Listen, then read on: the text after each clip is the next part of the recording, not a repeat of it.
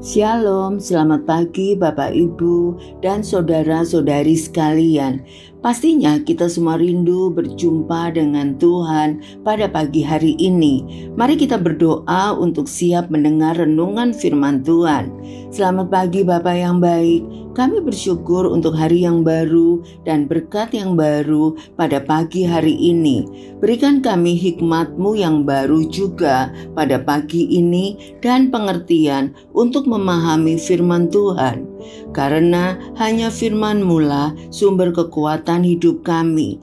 Dalam nama Yesus kami berdoa. Amin.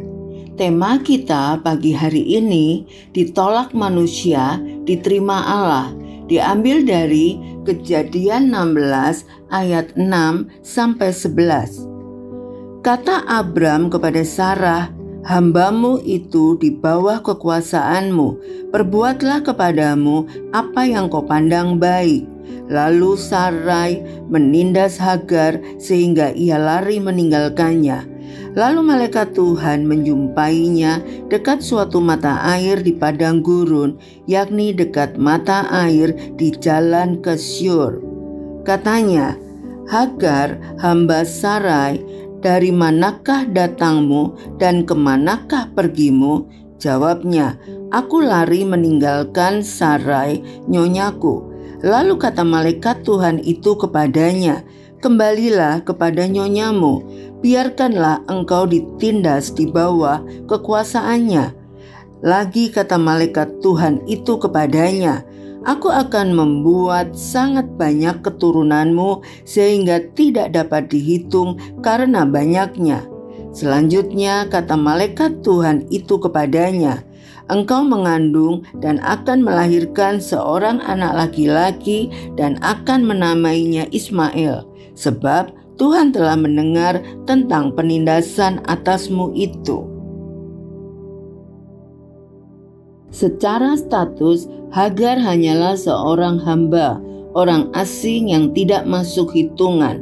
Keraguan Sarah akan janji Allah membuatnya mengambil keputusan menawarkan Hagar kepada suaminya. Hagar mengandung bayi Abraham dan rupanya hal ini menimbulkan masalah di tengah keluarga Abraham. Sarah pun menindas Hagar hingga Hagar harus pergi meninggalkan rumah tuannya itu. Hagar pun melarikan diri hingga ke padang gurun. Ia benar-benar menjadi orang asing, tertolak dan terbuang. Ketika tak seorang pun peduli kepadanya, masih adakah harapan dari seseorang yang peduli kepadanya? Ya, nyatanya Tuhan peduli kepadanya. Sekalipun bayi yang dikandungnya bukanlah anak yang dijanjikan Tuhan untuk Abraham.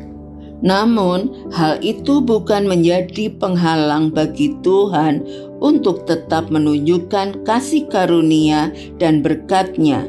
Di tengah-tengah deritanya itu, ia menerima sebuah pesan yang menenangkan hatinya. "Aku akan membuat sangat banyak keturunanmu, sehingga tidak dapat dihitung karena banyaknya." Apakah ada di antara kita juga sedang mengalami sebuah situasi di mana ketidakadilan, penindasan, dan penolakan menghantam hidup kita? Mungkin kita merasa hidup bagaikan orang asing dan tidak ada seorang pun peduli dengan keadaan kita. Tapi syukur kepada Allah yang tetap menunjukkan kesetiaannya kepada kita.